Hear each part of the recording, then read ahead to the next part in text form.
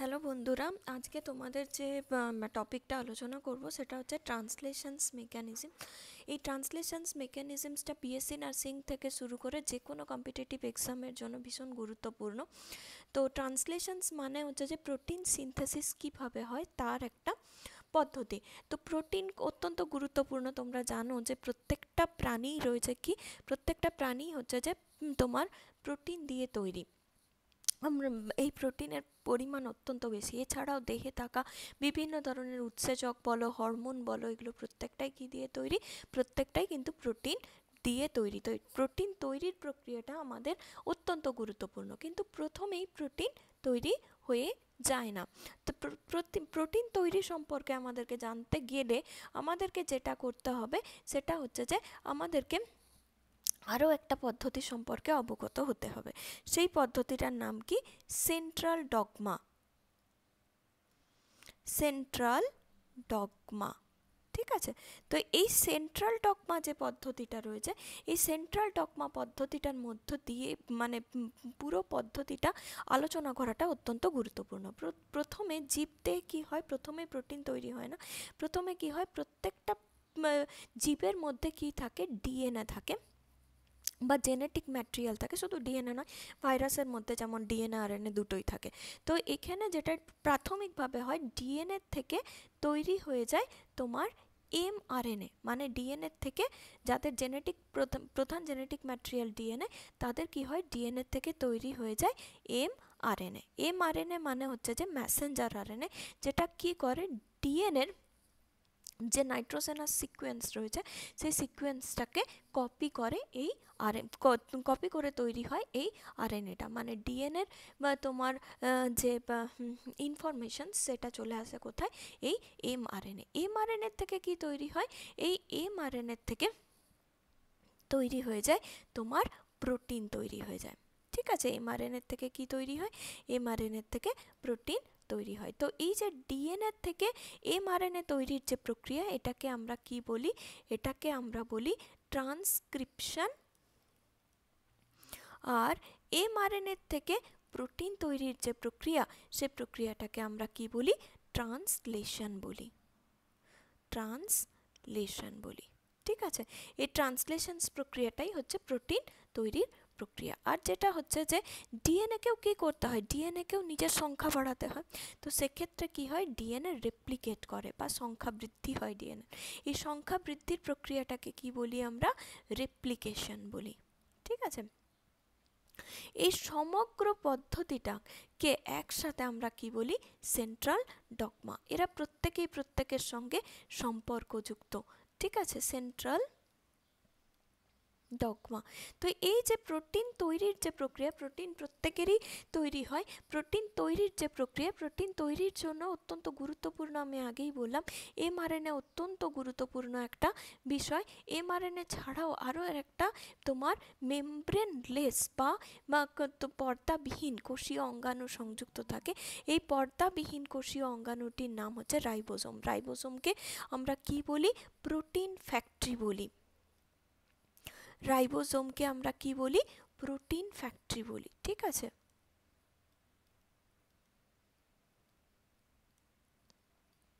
Factory বলি।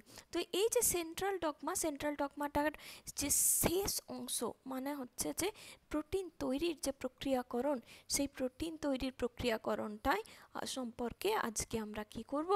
আজকে আমরা আলোচনা করব। তো এই ট্রান্সলেশন প্রক্রিয়াটাই কিন্তু সকলের ক্ষেত্রেই ঘটে। তো এই প্রোটিনকে যদি আমরা ভাঙি তাহলে আমরা কি পাবো? প্রোটিনকে যদি আমরা ভাঙি তাহলে আমরা পাবো অ্যামিনো অ্যাসিডস। বাট প্রথমে অ্যামিনো অ্যাসিড তৈরি হয় না। প্রোটিনকে যখন আমরা ভাঙি তখন প্রাথমিকভাবে তৈরি হয়ে যায় কি? প্রাথমিকভাবে যেটা থাকে সেটা হচ্ছে পেপটাইড বন্ড বা পেপটাইড চেন থাকে। পেপটাইড চেন থাকে বা পেপটাইড বন্ড থাকে। এই পেপটাইড বন্ডগুলোকে যদি আমরা আবার ভাঙি তাহলে আমরা কি পেয়ে যাব? অ্যামিনো অ্যাসিডস পেয়ে যাব। তো অ্যামিনো অ্যাসিডস হচ্ছে যে বিল্ডিং ব্লক প্রপার্টি প্রোটিনের জন্য। এক একটা অ্যামিনো অ্যাসিডস সংযুক্ত হয়ে প্রাথমিকভাবে গঠন করে কি? তোমার সংযুক্ত হয়ে প্রাথমিকভাবে গঠন করে কি? পেপটাইড চেন গঠন করে। পেপটাইড চেনগুলো পরস্পরের সঙ্গে সংযুক্ত হয়ে গঠন করে কি পলিপেপটাইড, এবং সেই পলিপেপটাইডগুলো পরস্পরের সঙ্গে সংযুক্ত হয়ে গঠন করে কি একটা বৃহদাকার প্রোটিন। তো প্রোটিন তৈরির প্রক্রিয়াকরণে প্রাথমিকভাবে যেটা দরকার সেটা হচ্ছে যে অ্যামিনো অ্যাসিডের সক্রিয়করণ। অ্যামিনো অ্যাসিডসকে কি হতে হয়? সক্রিয় হতে হয়। আমাদের দেহে অ্যামিনো অ্যাসিডস থাকে, কিন্তু সেটার কি করতে হয়? সক্রিয়করণ করতে হয়। তো এই সক্রিয়করণের প্রক্রিয়াটা কিভাবে ঘটে? সক্রিয়করণ প্রক্রিয়াটা প্রাথমিকভাবে যেটা হয় যে অ্যামিনো অ্যাসিডসের সঙ্গে সংযুক্ত থাকে কি এএমপি বা অ্যাডিনোসিন মোনোফসফেট সংযুক্ত থাকে, বাট প্রথমেই হয়ে যায় না অ্যাডিনোসিন মোনোফসফেট সংযুক্ত। অ্যামিনো অ্যাসিডসের সঙ্গে প্রাথমিকভাবে যে সংযুক্ত হয় সে হচ্ছে তোমার অ্যাডিনোসিন ট্রাইফসফেট। ঠিক আছে, অ্যামিনো অ্যাসিডের সঙ্গে প্রাথমিকভাবে কে সংযুক্ত হয়? অ্যাডিনোসিন ট্রাইফসফেট বা এটিপি। এই অ্যাডিনোসিন ট্রাইফসফেট সংযুক্ত হওয়ার পর এরা পরস্পর সঙ্গে রিয়াকশনস করে। এখান থেকে পিপিআই বা বেরিয়ে যায়, বেরিয়ে গিয়ে পিপিআই বেরিয়ে গিয়ে কি হয়ে যায়? অ্যামিনো অ্যাসিড সংযুক্ত এএমপি তৈরি হয়ে যায়। ঠিক আছে, অ্যামিনো অ্যাসিড সংযুক্ত কি তৈরি হয়ে যায়? এএমপি। অ্যাকচুয়ালি এই পিপিআই মানে হচ্ছে ডাইফসফেট বেরিয়ে যায়, তাহলে কে থাকে? মোনোফসফেট। ঠিক আছে, এর পরের স্টেপস হচ্ছে এটা অ্যামিনো অ্যাসিড সংযুক্ত যে এএমপি রয়েছে, এই অ্যামিনো অ্যাসিড সংযুক্ত এএমপি নির্দিষ্ট কার সঙ্গে সংযুক্ত হয়? টিআরএনএর সঙ্গে সংযুক্ত হয়। টিআরএনএর সঙ্গে সংযুক্ত হয়ে এটা টিআরএনএকে কি করে দেয়? চার্জ করে দেয়। ঠিক আছে, টিআরএনএকে চার্জ করে দেয় এবং টিআরএনএর সঙ্গে সংযুক্ত অবস্থাতে ও রেডি থাকে কিসের জন্য? ট্রান্সলেশন বা প্রোটিন তৈরির প্রক্রিয়ার করণে। এই টোটাল যে প্রসিজিয়ারটা হলো, এই প্রসিজিয়ারে একটা এনজাইম কাজ করে। ঠিক আছে, এই টোটাল প্রসিজিয়ারে একটা কি কাজ করে? এনজাইম কাজ করে। এই এনজাইমটার নাম কি? এনজাইমটার নাম হচ্ছে যে অ্যামিনো অ্যাসাইল টিআরএনএ সিনথেটেস। ঠিক আছে, অ্যামিনো অ্যাসাইল টিআরএনএ সিনথেসিস এখানেও হবে অ্যামিনো অ্যাসাইল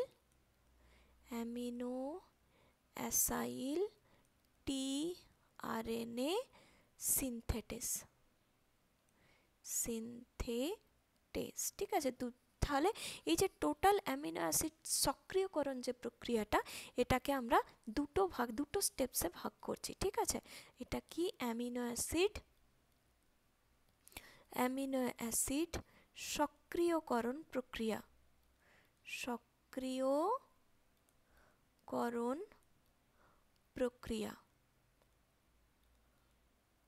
ঠিক আছে, অ্যামিনো অ্যাসিড সক্রিয়করণ প্রক্রিয়া।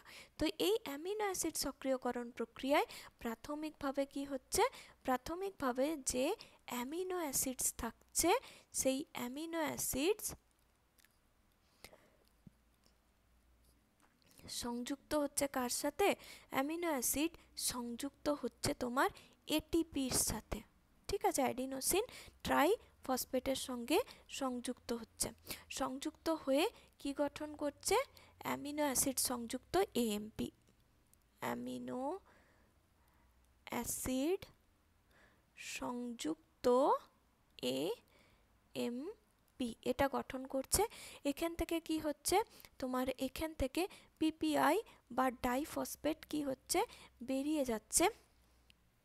আর তোমার এক্ষেত্রে যে এনজাইমটা কাজ করছে সেটা হচ্ছে অ্যামিনো অ্যাসাইল টিআরএনএ সিনথেটেস। ঠিক আছে, এটা কাজ করছে। এর পরেরটা কি হচ্ছে? এর পরের যে স্টেপসটা, সেটাতেও ওই একই সেম এনজাইম কাজ করছে, কিন্তু সেম এনজাইম কাজ করলেও তোমার যেটা হচ্ছে যে এখানে অ্যামিনো অ্যাসিড সংযুক্ত যে এএমপি থাকছে, এই অ্যামিনো অ্যাসিড সংযুক্ত এএমপি কার সাথে সংযুক্ত হচ্ছে? আরএনএর সঙ্গে সংযুক্ত হচ্ছে। ঠিক আছে, কার সাথে সংযুক্ত হচ্ছে? তোমার টিআরএনএর সঙ্গে সংযুক্ত হচ্ছে। টিআরএনএর সঙ্গে সংযুক্ত হচ্ছে। টিআরএনএর সঙ্গে সংযুক্ত হয়ে কি করছে? তোমার এক্ষেত্রে এএমপিটা কি হচ্ছে? বেরিয়ে যাচ্ছে। ঠিক আছে, এখানে এএমপি যেটা, সরি,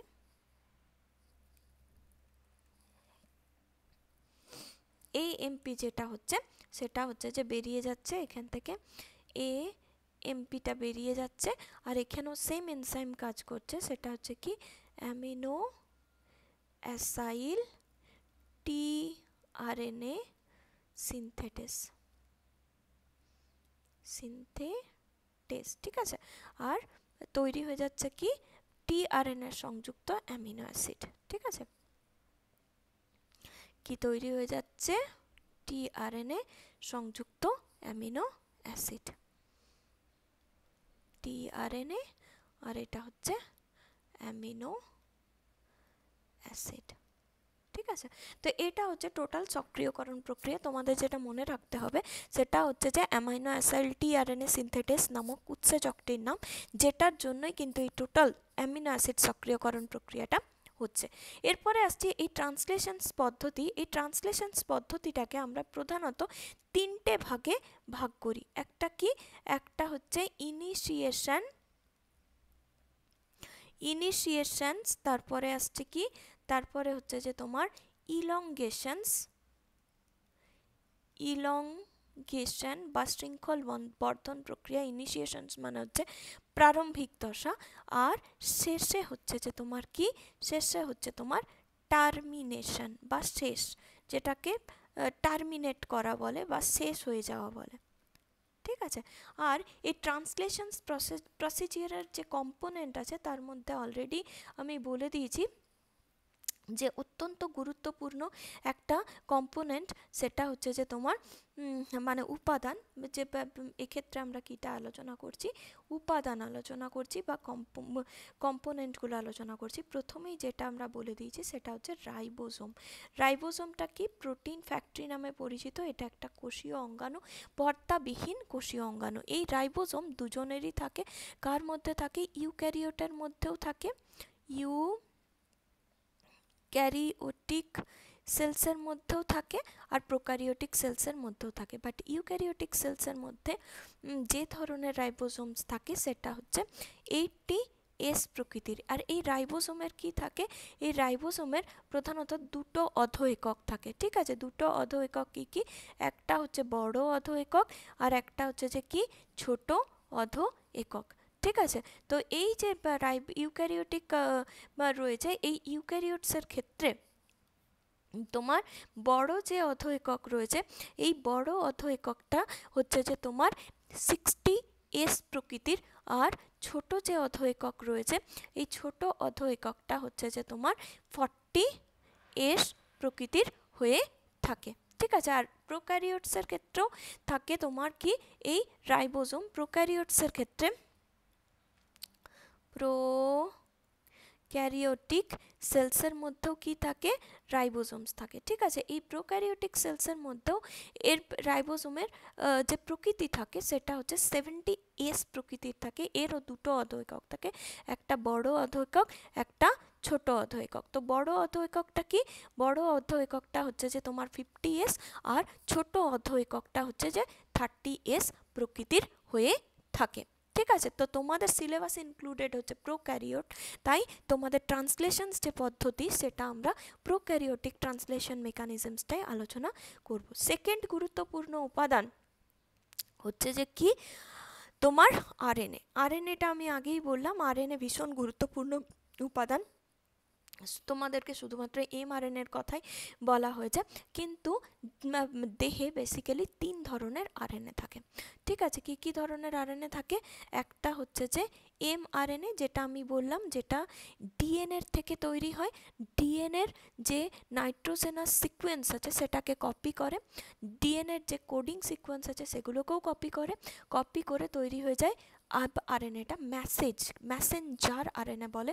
কেন? কেন কি ডিএনএর যে মেসেজ রয়েছে, নাইট্রোজেনাস বেসের যে মেসেজ রয়েছে সেটাকে ক্যারি করে, সেই জন্য এটাকে কি বলে? Messenger RNA.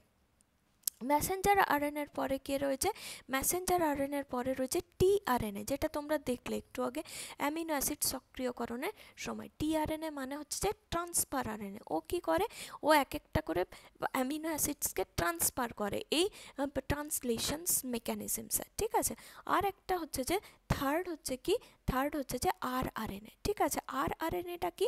আরআরএনএ হচ্ছে যে রাইবোজোমাল আরএনএ। এই আরআরএনএ থাকে কোথায়? এই আরআরএনএ তোমার রাইবোজোমের মধ্যেই থাকে। এই 3 প্রকার আরএনএ রয়েছে, ঠিক আছে। এই 3 প্রকার আরএনএ কিন্তু এই প্রোটিন সিনথেসিস বা ট্রান্সলেশনস মেকানিজমসের প্রধান উপাদান হিসেবে কাজ করে। এরা 3 জনেই কিন্তু পার্টিসিপেট করে।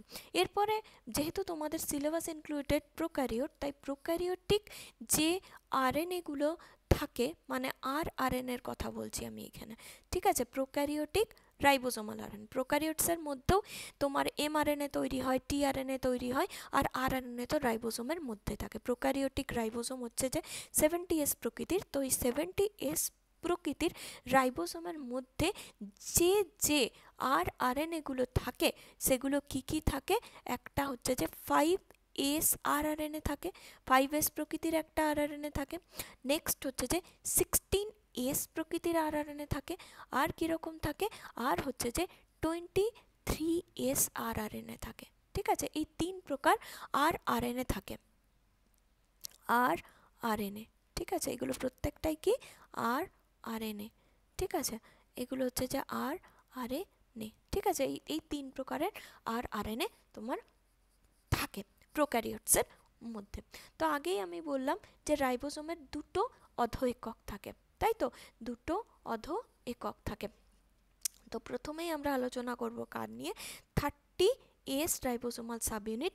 এই 30S রাইবোজোমাল সাবইউনিটের মধ্যে যে আরআরএনএটা থাকে সেটা হচ্ছে 16S আরআরএনএ থাকে, ঠিক আছে। আর কে থাকে? আর হচ্ছে যে যেটা লার্জার সাবইউনিট, মানে হচ্ছে যে 50S রাইবোজোমাল সাবইউনিট।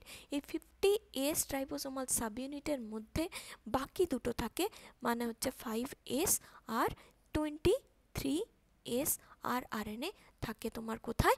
এই বড় অধ এককটাতে, ঠিক আছে। এই 3টে প্রকারের আরআরএনএ থাকে রাইবোজোম, প্রোক্যারিওটিক রাইবোজোম মানে 70S প্রকৃতির। তো এইগুলো কেন বলা? কেন কি এইগুলো না বললে আমি এই যে ইনিশিয়েশনসের সাইন ডালগার্নো সিকোয়েন্সের জায়গাটা বলতে পারবো না। তো সেই জন্য তোমাদেরকে এই জায়গাটা পড়তেই হবে। তো প্রথমে যেটা আমরা আলোচনা করব সেটা হচ্ছে ইনিশিয়েশনস প্রসেস বা প্রারম্ভিক দশা, যেটা ট্রান্সলেশনস প্রসিজিয়ারের ইনিশিয়েশনস বা প্রারম্ভিক দশা। এতক্ষণ আমরা উপাদানগুলো আলোচনা করলাম। তো এই ইনিশিয়েশনস দশা বা প্রারম্ভিক দশায় কি থাকে?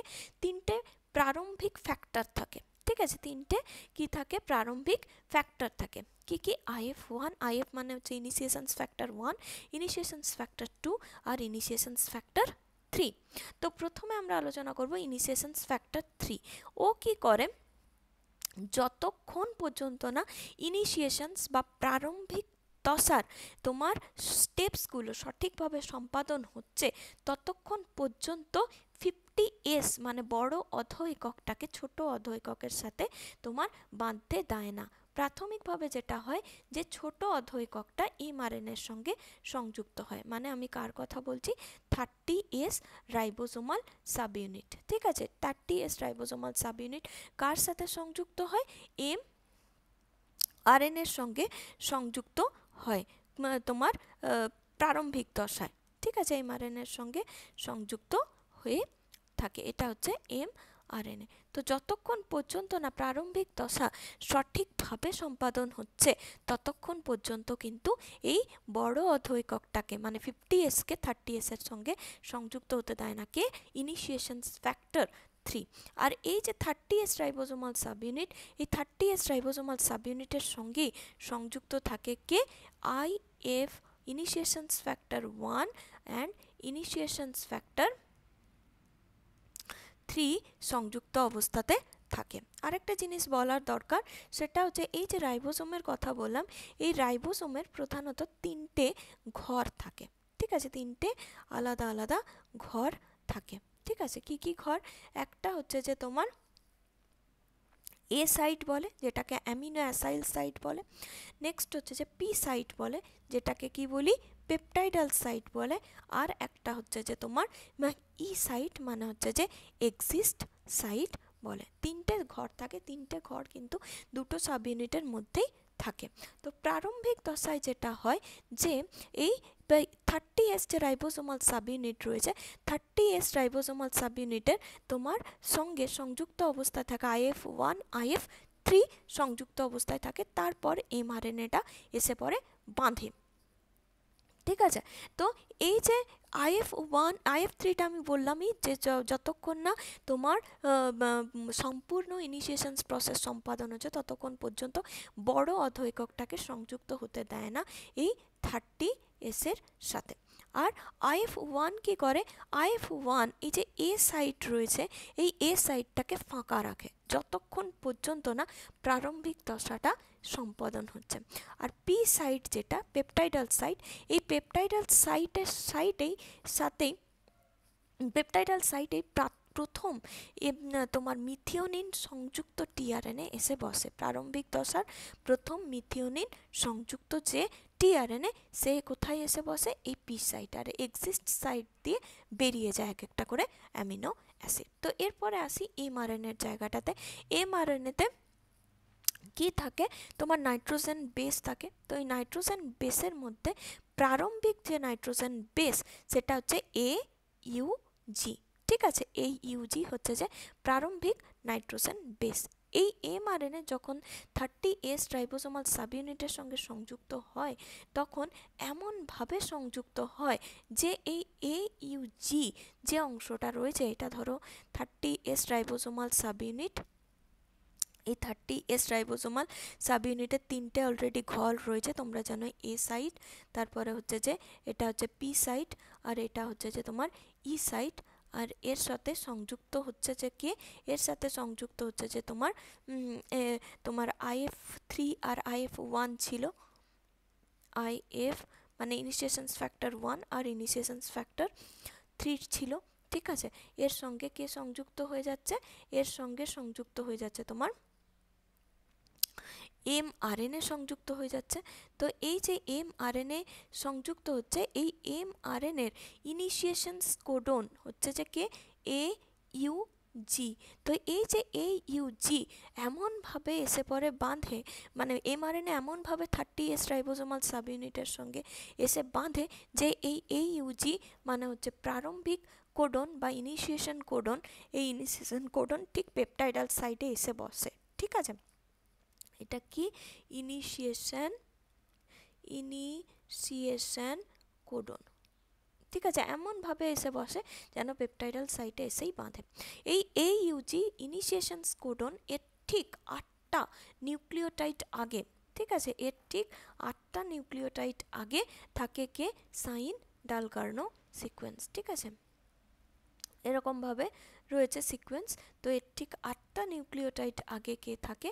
Shine Dalgarno sequence. ঠিক আছে, এই সাইন ডালকার্নো যে সিকোয়েন্স রয়েছে, এই সাইন ডালকার্নো সিকোয়েন্সটা কার সাথে বাঁধে? এই রাইবোসোমাল সাব ইউনিটের মধ্যে বাঁধে। আর রাইবোসোমাল সাব ইউনিটের মধ্যে কি রয়েছে? রাইবোসোমাল 30S রাইবোসোমাল সাব ইউনিটের মধ্যে 30S রাইবোসোমাল সাব ইউনিটের মধ্যে রয়েছে 16S rRNA। ঠিক আছে, এই 16S rRNA-র জায়গাটায় কার সাথে বাঁধে? তোমার Shine Dalgarno sequence. Shine Dalgarno sequence. এই সাইন ডালকার্নো সিকোয়েন্সটা কার থাকে? এই সাইন ডালকার্নো সিকোয়েন্সটা থাকে তোমার mRNA-র। ঠিক আছে, কটা নিউক্লিওটাইড AUG ইনিশিয়েশন কোডনের কটা নিউক্লিওটাইড আগে থাকে? 8টা নিউক্লিওটাইড আগে থাকে। এটা দেখো AUG, তো 1 2 3 4 5 6 7 8টা। ঠিক আছে, এই 8টা নিউক্লিওটাইড আগে তোমার কে রয়েছে? এই সাইন ডালকার্নো সিকোয়েন্সটা। ওকে, তো এই সাইন ডালকার্নো সিকোয়েন্সের সাথে কে বাঁধছে 30s ribosomal sub unit. 30s ribosomal sub ইউনিটের মধ্যে কে রয়েছে 16s আরআরএনএ। ওই 16s আরআরএনএটাই এমআরএনএর সাইন ডালকার্নো সিকোয়েন্সের সাথে কি করে অ্যানেল করে বাঁধে। ঠিক আছে, এরপর যেটা হচ্ছে, এরপর আসছি যে এফমেট টিআরএনএ। এফমেট টিআরএনএটা কি? এফমেট টিআরএনএটা হচ্ছে যে মিথিওনিন, ফরমাইলেটেড মিথিওনিন সংযুক্ত টিআরএনএ। আমরা অলরেডি অ্যামিনো অ্যাসিড সক্রিয়করণ প্রক্রিয়া দেখলাম। তো এই যে অ্যামিনো অ্যাসিড সক্রিয়করণ যে প্রক্রিয়া রয়েছে, এই অ্যামিনো অ্যাসিড সক্রিয়করণ প্রক্রিয়ার ক্ষেত্রে আমরা দেখলাম যে প্রথমে অ্যামিনো অ্যাসিডস এটিপির সঙ্গে সংযুক্ত হয়, দিয়ে অ্যামিনো অ্যাসিড এএমপি তৈরি করে, এবং অ্যামিনো অ্যাসিড এএমপি টিআরএনএর সঙ্গে সংযুক্ত হয়। তো প্রথম প্রোক্যারিওটসের ক্ষেত্রে প্রাথমিকভাবে যে তোমার অ্যামিনো অ্যাসিডসটা আসে সেটা কি হচ্ছে ফরমাইলেটেড মিথিওনিন সংযুক্ত হয়। ঠিক আছে, মানে প্রথম যে অ্যামিনো অ্যাসিডসটা থাকে সেটা হচ্ছে ফরমাইলেটেড মিথিওনিন। ঠিক আছে, এই ফরমাইলেটেড মিথিওনিনটা কার সাথে সংযুক্ত হয়? একটা টিআরএনএর সঙ্গে সংযুক্ত হয়। ফরমাইলেটেড মিথিওনিন তোমার সক্রিয় হয়ে কি হয় তোমার এই টিআরএনএর সঙ্গে সংযুক্ত হয়। যেহেতু আমরা প্রোক্যারিওটিক প্রসেসটা আলোচনা করছি, সেই জন্য এটা ফরমাইলেটেড। ইউক্যারিওটসের ক্ষেত্রে নর্মাল মিথিওনিন। এই মিথিওনিনেরই কোডন হচ্ছে যে কে? কোডন হচ্ছে তোমার AUG। মিথিওনিনের কোডন হচ্ছে কে? AUG। এই AUGর জায়গাটাতে এই ফরমাইলেটেড মিথিওনিন সংযুক্ত যে টিআরএনএ থাকছে, টিআরএনএ তোমার আসছে ইনিশিয়েশনস প্রসিডিওর। আর এর সঙ্গেই সংযুক্ত থাকে কে? এর সঙ্গেই সংযুক্ত থাকে ইনিশিয়েশনস ফ্যাক্টর 2, IF2ও সংযুক্ত থাকে। তো এই যে IF2 সংযুক্ত টিআরএনএ সংযুক্ত ফরমাইলেটেড মিথিওনিন, সেটা টোটাল এসে পড়ে বসছে কোথায়? টোটাল এসে পড়ে বসছে তোমার এই পি সাইডটাতে বসছে। ঠিক আছে, টোটাল পি সাইডটাতে এসে পড়ে বসছে। এটা কিন্তু পি সাইড। ঠিক আছে, এখানে দেখো IF2 সংযুক্ত থাকে। IF2 এর সঙ্গে আরও একটা জিনিস সংযুক্ত থাকে, সেটা হচ্ছে জিটিপি। এই IF2 এর মেন যে ক্যাপাসিটি বা মেন যে ফাংশনস, সেটা হচ্ছে জিটিপিকে হাইড্রোলাইজ করা। আমি IF3 এর বললাম কি বড় অধ এককটার সঙ্গে ছোট্ট অধ এককটাকে সংযুক্ত হতে দেয় না যতক্ষণ পর্যন্ত না প্রারম্ভিক দশাটা সম্পন্ন হচ্ছে, প্রারম্ভিক মানে ইনিশিয়েশন স্পেসটা সম্পন্ন হচ্ছে। নেক্সট হচ্ছে যে IF1টা কি করে? ও অ্যামিনো অ্যাসাইল যে সাইটটা আছে সেটাকে ফাঁকা রাখে। এই সাইটটাকে ও কি করে? এই অ্যামিনো অ্যাসাইল সাইটটাকে ফাঁকা রাখে। ঠিক আছে, আর যতক্ষণ পর্যন্ত প্রারম্ভিক দশাটা শেষ হচ্ছে IF1। আর যেটা তোমার IF2 থাকে, IF2টা বা ইনিশিয়েশন ফ্যাক্টর 2 এর মেন ক্যাপাসিটি হচ্ছে জিটিপিকে হাইড্রোলাইজ করা। ঠিক আছে, ও কি করে? ও এক একটা করে তোমার টিআরএনএ সংযুক্ত অ্যামিনো অ্যাসিডসকে মানে IF ইনিশিয়েশন ফ্যাক্টর 2, যেহেতু initiation factor 2 basically methionine formylated methionine সংযুক্ত যে তোমার টিআরএনএ আছে তাকে ধরে আনাটাই প্রধান কাজ। ফরমাইলেটেড মিথিওনিন সংযুক্ত IF2কে, এই ফরমাইলেটেড মিথিওনিন সংযুক্ত টিআরএনএকে ধরে আনা হচ্ছে যে এর কাজ। তাছাড়া আরও একটা প্রধান কাজ, সেটা হচ্ছে জিটিপিকে হাইড্রোলাইজ করে। যখন এটা সংযুক্ত হয়ে যায়, এই AUG নামক প্রারম্ভিক কোডন, যেটা কার মধ্যে রয়েছে? এমআরএনএর মধ্যে রয়েছে। এমআরএনএর মধ্যে প্রপারভাবে সংযুক্ত হয়ে যাচ্ছে, তারপর জিটিপিকেও হাইড্রোলাইজ করে। হাইড্রোলাইজ করার পরে এখানে IF1, 2 আর 3 রিলিজ হয়ে যায়। রিলিজ হয়ে যাওয়ার সঙ্গে সঙ্গে যে 50S অধ এককটা রয়েছে, ওই 50S অধ এককটা তোমার কি হয়ে যায়? 30S অধ এককের সঙ্গে সংযুক্ত হয়ে গিয়ে সম্পূর্ণ 70S ইনিশিয়েশনস কমপ্লেক্স গঠন করে, এবং সেই সঙ্গে কি শেষ হয়ে যায়? এই টোটাল প্রারম্ভিক দশাটা সম্পাদন হয়ে যায়। ঠিক আছে, তো তোমাদেরকে যেটা মনে রাখতে হবে, এই যে আরএনএ যেটা কার মধ্যে থাকে? রাইবোজোমের মধ্যে। তার মধ্যে প্রোক্যারিওটের মধ্যে কি থাকে? 5S, 16S আর 23S আরআরএনএ থাকে। কেন এটা ভীষণ ইম্পর্টেন্ট? কেন কি এই 16S আরআরএনএ যেটা 30S রাইবোজোমাল সাব ইউনিটের মধ্যে থাকে, সেটা কার সাথে সংযুক্ত হয়? সাইন ডালকার্নো সিকোয়েন্স, যেটা কার মধ্যে রয়েছে? এমআরএনএর মধ্যে রয়েছে।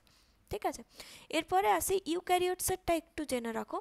ইউক্যারিওটসের ক্ষেত্রে বেসিক্যালি 5S, 5.8S 18S আর 28S এই 4 ধরনের আরআরএনএ সংযুক্ত থাকে, ঠিক আছে। ইউক্যারিওটিক রাইবোজোমের মধ্যে 5S, 5.8S, 18S আর 28S আরআরএনএ থাকে। এটা জাস্ট ফর ইনফরমেশনস। নেক্সট চলে আসছি তোমার ইলংগেশনস ফেসে। ইলংগেশনস মানে কি, আমাদের স্ট্র্যান্ড সম্প্রসারণ, মানে হচ্ছে যে শৃঙ্খল বৃদ্ধির যে প্রক্রিয়া সেটাকে আমরা কি বলছি, ইলংগেশনস বলছি। তো এই যে ইলংগেশন প্রক্রিয়াটা, এই ইলংগেশনস প্রক্রিয়াটা বা শৃঙ্খল বর্ধন যে প্রক্রিয়া, সেটা দ্বিতীয় নাম্বার প্রক্রিয়া। এই দ্বিতীয় নাম্বার প্রক্রিয়াতে কি হয়, যে আমরা পেয়ে গিয়েছি যে ফরমাইলেটেড মিথিওনিন সংযুক্ত যে টিআরএনএ সে কোথায় বসে আছে, আমাদের পেপটাইডাল সাইটে বসে আছে, ঠিক আছে, পেপটাইডাল সাইটে বসে আছে। এতটা পর্যন্ত আমরা পেয়ে গেছি। আর অ্যামাইনো অ্যাসিড সাইটটা কি আছে, এখনও কিন্তু ফাঁকা আছে। 50S 30S দুটো সাব ইউনিটই রাইবোজোমের মধ্যে আছে, আর এমআরএনএ অ্যাজ ইউজুয়াল আছে। এরপর যেটা হয় যে নতুন আরও একটা অ্যামিনো অ্যাসিড সক্রিয়করণ প্রক্রিয়া হয় এবং সেটা টিআরএনএর সঙ্গে সংযুক্ত হয়। সংযুক্ত হয়ে কি গঠন করে, সংযুক্ত হয়ে গঠন করে অ্যামিনো অ্যাসাইল টিআরএনএ, ঠিক আছে। কি করে, এই হচ্ছে যে তোমার টিআরএনএ, এই টিআরএনএর সঙ্গে সংযুক্ত থাকে আরও একটা অ্যামিনো অ্যাসিড যেটা সক্রিয় হয়েছে, এবং সেটা কি আমরা জানি না। অ্যাকর্ডিং টু দ্য কোডন, এখানে যে কোডনটা রয়েছে এ সাইটে, সেই কোডন অনুযায়ী অ্যামিনো অ্যাসিডসটা সংযুক্ত হয় কার সাথে, ওই অ্যামিনো অ্যাসিড সাইটের সঙ্গে। তো এটা একটা টিআরএনএ সংযুক্ত একটা আলাদা অ্যামিনো অ্যাসিডস। এই টিআরএনএ সংযুক্ত এরকম অ্যামিনো অ্যাসিডসটাকে আমরা কি বলছি, যেটা আমরা জানি না কিটা অ্যাকর্ডিং টু দ্য কোডন, সেটার নাম হচ্ছে যে অ্যামিনো অ্যাসাইল টিআরএনএ, যেটা বাঁধবে কোথায়, ওই এ সাইটে, অ্যামিনো অ্যাসাইল সাইট বা এ সাইটে, ঠিক আছে। এটা একটা নতুন অ্যামিনো অ্যাসিড সংযুক্ত টিআরএনএ, সেটা এসে পরে বাঁধছে কোথায়, তোমার এই ফাঁকা জায়গাটাতে। সেখানে যা কোডন থাকবে অ্যাকর্ডিং টু তাই সেরকম অ্যামিনো অ্যাসিড এসে পরে সংযুক্ত হয়। তো এখানে কি হচ্ছে দেখো, অ্যামাইনো অ্যাসাইল টিআরএনএ এটা আমরা পেয়ে গেছি, অলরেডি রেডি রয়েছে। এরপরে ইলংগেশনসের ক্ষেত্রেও বেশ কিছু ফ্যাক্টরস থাকে। এই ফ্যাক্টরসগুলো কি কি, ইলংগেশনস ফ্যাক্টর বলে এগুলোকে ইএফটিইউ ফ্যাক্টর। ইএফটিইউ ফ্যাক্টরের সাথে থাকে ইএফটিএস ফ্যাক্টর। ইএফটিএস ফ্যাক্টরের সাথে থাকে তোমার আরও অনেক ধরনের আরও একটা ফ্যাক্টর, সেটা হচ্ছে ইএফজি ফ্যাক্টর, ঠিক আছে। তো এই রকম ধরনের যে ফ্যাক্টরসগুলো, এই ফ্যাক্টরসগুলো কার সাথে মানে কখন সংযুক্ত, মানে কোথায় আমরা দেখতে পাই, কোন স্টেপটাতে, সেটা হচ্ছে ইলংগেশনস বা শৃঙ্খল বর্ধন যে প্রক্রিয়া সেটার মধ্যে দেখতে পাই। ইএফটিইউ, এখানে টিইউ মানে কি, টেম্পারেচার আনস্টেবল। ইএফটিএস বললাম টেম্পারেচার স্টেবল, আর ইএফজি, ঠিক আছে। এই তিনটে ফ্যাক্টর আমরা দেখতে পাই শৃঙ্খল সম্প্রসারণ প্রক্রিয়ার ক্ষেত্রে, ঠিক আছে। তো এখানে দেখো যে শৃঙ্খল বর্ধন প্রক্রিয়া, তো প্রাথমিকভাবে কি আছে, অ্যামাইনো অ্যাসিড টিআরএনএ এর সঙ্গে সংযুক্ত হয়ে গেছে কি, ইএফটিইউ জিটিপি কমপ্লেক্স সংযুক্ত হয়ে গেছে। সংযুক্ত হয়ে গিয়ে কোথায় এসে পরে বসছে, তোমার এ সাইটে এসে পরে বসছে, ঠিক আছে। এ সাইটে এসে পরে বসছে। আর তোমার পি সাইটে পূর্ববর্তী ফরমাইলেটেড যে মিথিওনিন, সেটা পি সাইটেই বসে আছে। এখানে আমরা আলোচনা করছি কি, তোমার প্রোক্যারিওট, তাই এখানে যে মিথিওনিনটা আছে সেটা ফরমাইলেটেড, দেখো এফ লেখা আছে ছোট্ট করে, ঠিক আছে। আচ্ছা, এরপরে যেটা হচ্ছে যে যখন এ সাইটে বসে গেল নতুন অ্যামাইনো অ্যাসিড টিআরএনএটা, তখন কি হয়, তোমার ইএফটিইউ জিটিপিটা হাইড্রোলাইসিস হয়, আর ইএফটিইউ জিডিপি কমপ্লেক্সটা রিলিজ হয়ে যায়, ঠিক আছে। ইএফটিইউ জিডিপি কমপ্লেক্সটা কি হয়ে যায়, রিলিজ হয়ে যায়। আর তোমার যেটা হয় যে এই যে ইএফটিইউ রয়েছে, এই ইএফটিইউ তখন কিসে পরিণত হয়, ইএফটিএসে পরিণত হয়ে যায়, টেম্পারেচার স্টেবলে, এবং এই সার্কেলটা চলতে থাকে, মানে ইএফটিএসে পরিণত হয়, ইএফটিএস আবার ইএফটিইউ এ পরিণত হয়, জিডিপি সংযুক্ত থাকে, ঠিক আছে। তো যখন জিডিপি হয় তখন জিডিপির সময় তারপরে ইএফটিইউটা ইএফটিএসে পরিণত হয়ে যায়। এরপর কি হয়, এরপরে আমরা আবার চলে আসি ওই রাইবোসোমের ভেতরে এপি সাইটটাতে।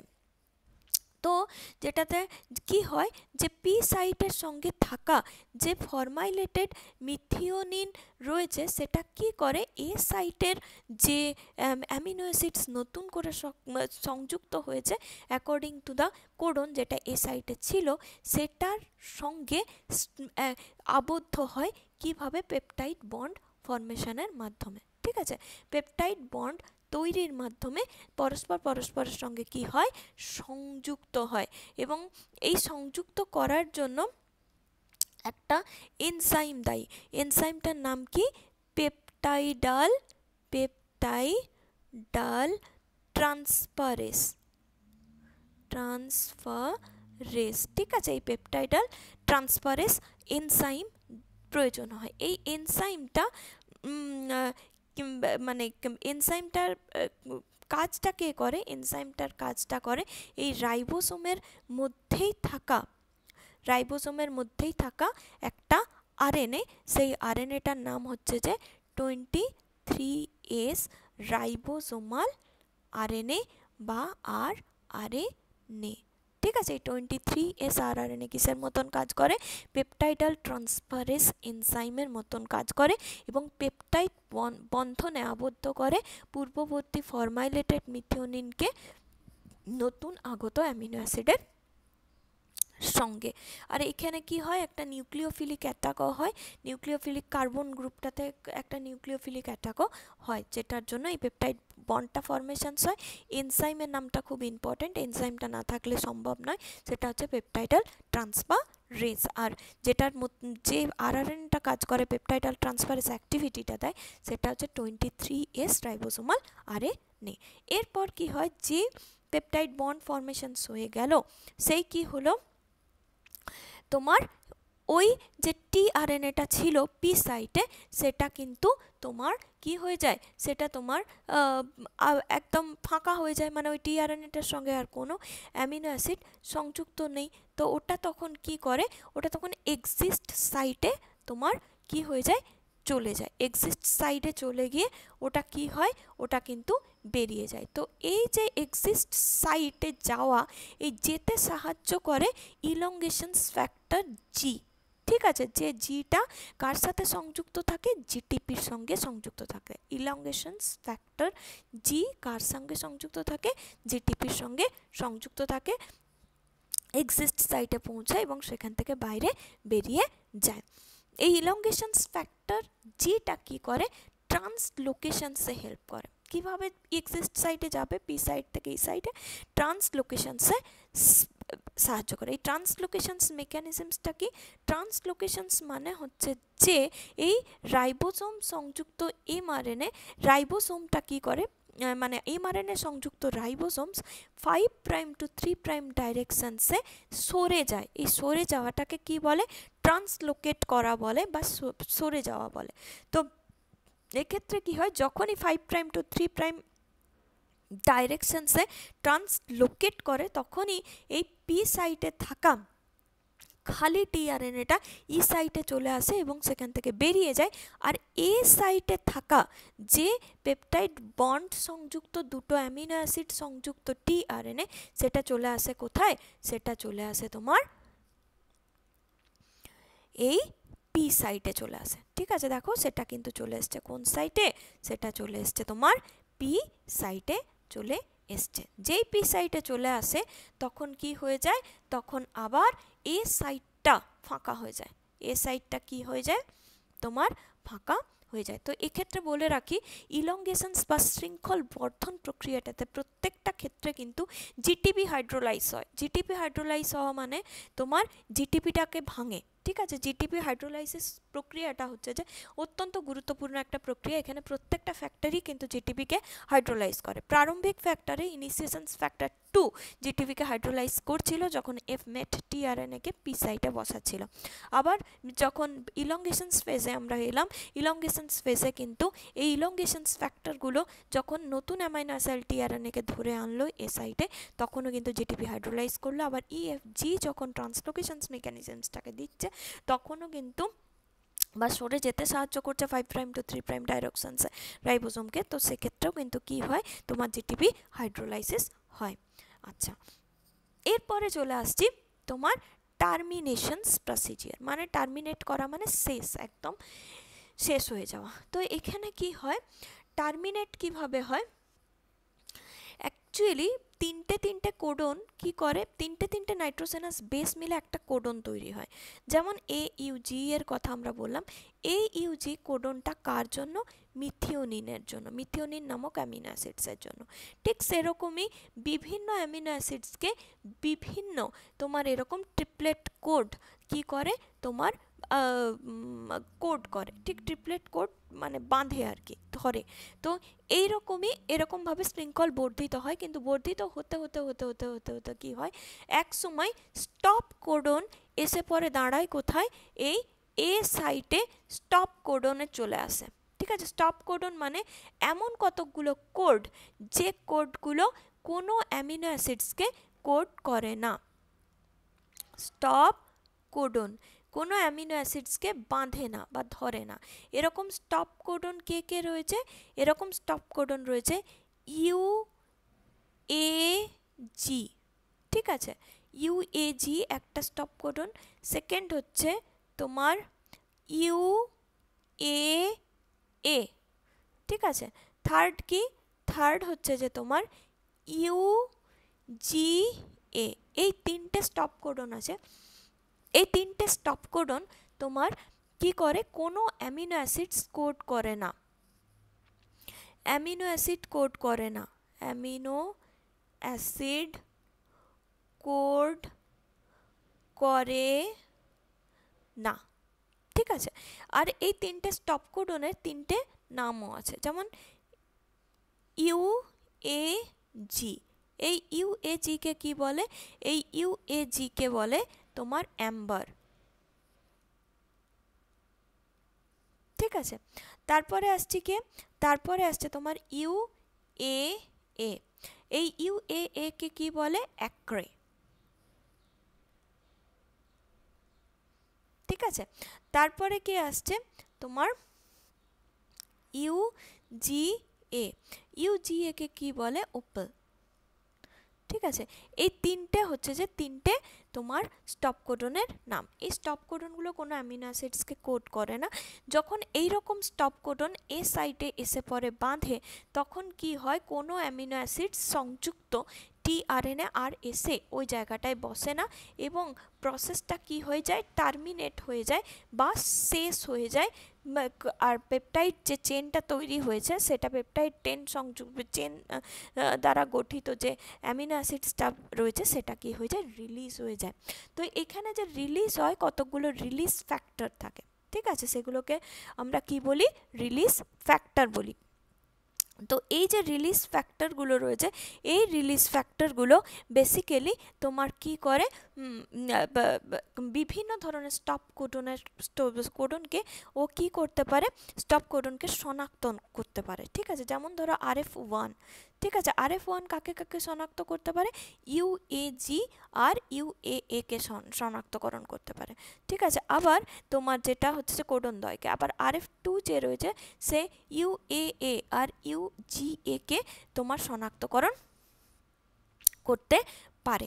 তো এইভাবে শনাক্তকরণ করে কি করে, ও রিলিজ করে দেয়। তিনটে সমাপ্তি কোডনের যে কোনো একটা যখন এ সাইটে প্রবেশ করে, তখন ওই স্থানে রিলিজ ফ্যাক্টরগুলো আসে এবং এসে পরে যুক্ত হয়। যুক্ত হওয়ার পরে কি হয়, ওই যে তোমার পেপটাইড শৃঙ্খল বর্ধন প্রক্রিয়াটার সমাপ্তিকরণ ঘটায়। ঠিক আছে, এরপরে কি হয়, ওই যে পেপটাইড চেনটা রয়েছে, ওই পেপটাইড চেনটা রিলিজ হয়ে যায়। সো এটা গেল তোমাদের একটা টোটাল ট্রান্সলেশনস প্রসিজিয়ার। এই ট্রান্সলেশনস প্রসিজিয়ারে তোমাদের এরকমভাবে যেরকম ফ্লো চার্টসভাবে দেখিয়ে পড়ানো হলো, সেটা খুব ইম্পর্ট্যান্ট। এরকমভাবেও তোমরা লিখে পড়ে পড়তে পারো, তাহলেও অত্যন্ত ভালো। তো যদি তোমরা মানে লিখে পড়ে না পড়ো, বা তোমরা এরকম ছবি দেখে না পড়ো, then it's very difficult to memorize. আর এটা অত্যন্ত গুরুত্বপূর্ণ, পরীক্ষায় আসে basically transcription, translations, DNA replications বা তোমার জিন রেগুলেশনস, এই জায়গাগুলো মলিকুলার বায়োলজির অত্যন্ত ইম্পর্ট্যান্ট বিএসসি নার্সিংয়ের জন্য। তো এই জায়গাগুলো তোমাদেরকে পড়তে হবে। তো তোমরা এই জায়গাগুলো স্কিপ করে পরীক্ষার হলে যাবে না, এটা আমার রিকোয়েস্ট রইল, আর আশা করি পরীক্ষার হলে গিয়ে বেনিফিটেড হবে। Thank you so much.